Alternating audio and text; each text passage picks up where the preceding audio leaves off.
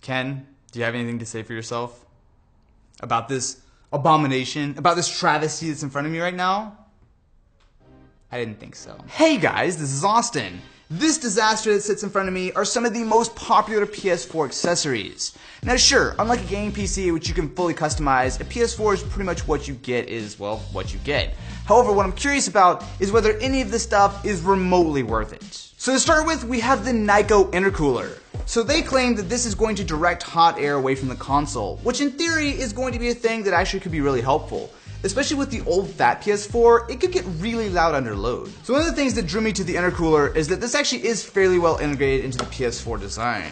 So as you'll see in a second here, it basically just clips right on. And that's pretty much it. So what we can have here is it looks like one large fan and a couple of smaller fans. And the cool part is it actually has its own power pass-through. So you don't need to turn this thing on or off or any extra cables. It should just go on the back. This just clips into place, I think. That actually integrates pretty well, I've got to say. So it's even the sort of same two-tone finish. On the back, you still have access to all of your ports, and you can still plug in the power cable right here. Now I'm curious how well it'll actually work, but it's worth a shot. So if you're rocking the PS4 Slim or Pro, then Dopey has you covered. So this is the P4 series multifunctional cooling stand. We'll see exactly how multifunctional it really is. So the idea here is that not only can you actually get a stand, but you can also mount your controllers as well as some games all in the one stand. So here, this is a little bit bigger. This product can decrease the temperature for the PS4 effectively, improving its performance and decreasing the power loss. Power loss? So while these cooling products claim to lower the temperature of the PS4, that really shouldn't give you more performance. The real advantage and the thing that I'm going to be looking for is if temperatures come down, in theory fan noise should come down, and potentially longevity of your PS4 should be improved a little bit, but we'll see. So this is made for everything from the fat PS4 to the Slim to the Pro. So if we have a Slim, it drops in here, but if we have the Pro, we should just be able to get it in something like this. Actually, it fits pretty well. So there's nothing really holding it in besides friction. On the bottom, we do have those, wait, what? It's really only pulling a little bit of air from here? I mean, they look like reasonable sized fans, but how is that gonna drive any significant airflow into the PS4? Next up, we have something a little bit more simple. This is a PS4 USB hub. So, as the name suggests, it's pretty straightforward. It turns the 2 USB ports on the front of the PS4 into 5. So this is specifically made for the fat PS4. So in the back we have a pair of USB ports, and on the front we have one USB 3, which is a pass-through, and 4 standard USB 2. It should be pretty much as simple as just lining it up, and that's it. Again, I appreciate how well this actually fits with the original design. So even with this and the intercooler, it doesn't really look like a Frankenstein. I mean, at least not yet. Now it's time for the big guns. This is the Donko Game Bar. Now, that name doesn't really tell you much, but what this is going to allow you to do is install a full desktop hard drive into your PS4. Infinity storage, super speed, dissipation, and stability. Man, I am excited for this one. Oh boy, here we go. Oh, that looks like a lot. So this is going to require just a little bit of surgery on our PS4. However, it's not going to be bad. So the PS4, as well as the PS4 Slim and PS4 Pro, all have removable hard drives. So what this is going to allow us to do is, instead of using a small 2.5-inch drive like from a laptop, to actually use a full desktop drive. This is feeling like a dumber and dumber idea each second. So essentially this should kind of go and replace this top piece. So this glossy piece right here just pops right off, and inside, normally you would just replace the hard drive here. However, it's going to be a little bit more involved with this guy. So to start, we're going to take out the puny 500 gigabyte hard drive in favor of something just a little bit beefier. So to really go all out, we're upgrading this with a 4 terabyte hard drive. However, this actually supports up to 6 terabytes if you really need all the storage you can. On top of that, they actually just announced a new PS4 firmware update that will allow you to actually put games on external USB drives. So if you really want to get crazy with it, you can put a ton of storage in your PS4. So I just need to set the SATA cable in like that, and I can close the whole thing up. So all this is really just a pass-through.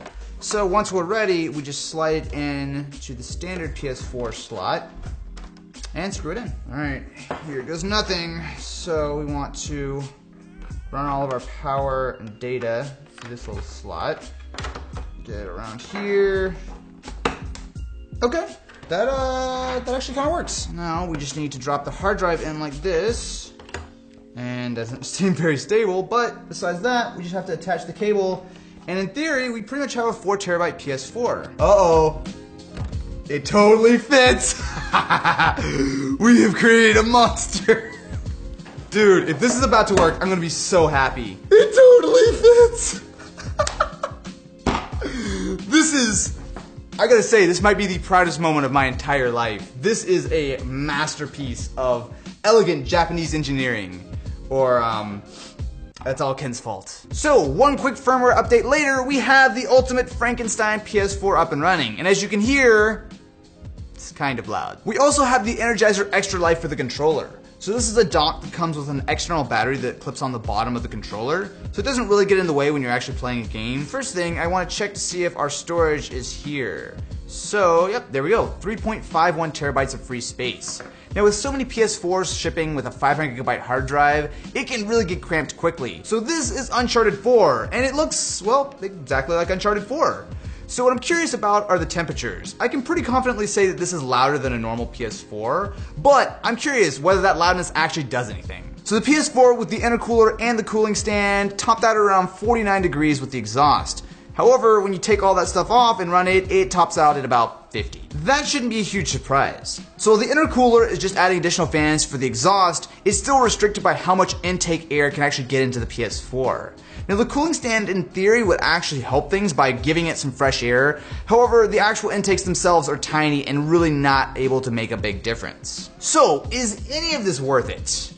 Kind of. So first of all, the Energizer Extra Life dock is actually not bad. The dock itself is clean, but most importantly, the battery doesn't get in the way and legitimately does give you extra time on the PS4. Which brings us to the game bar. So on one hand, it actually works really well. Once you get past the setup, it's completely seamless. And if you really do need 4 or 6 terabytes of storage with your PS4, then it's kind of a no-brainer.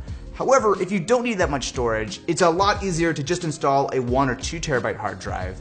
And on top of that, the update to allow you to put games on a USB drive is coming soon. I do really like the USB hub. So with the PS4 only having 2 USB ports, especially if you have something like PlayStation VR set up, those ports disappear quickly. Which brings us to the intercooler and the cooling stand. Don't buy these. The intercooler, while it actually does integrate pretty well and doesn't really hurt anything, I'm not convinced actually makes any difference whatsoever. Now the stand does give you a few options like being able to dock your controllers, as well as in theory giving you a little bit more cooling, but again, I don't really believe it's actually making any significant difference. As always, all the links you guys need to any of this stuff will be in the description if you want to go check it out. And I'm curious, what do you think about this monstrosity? Let me know in the comments below and I will catch you in the next one.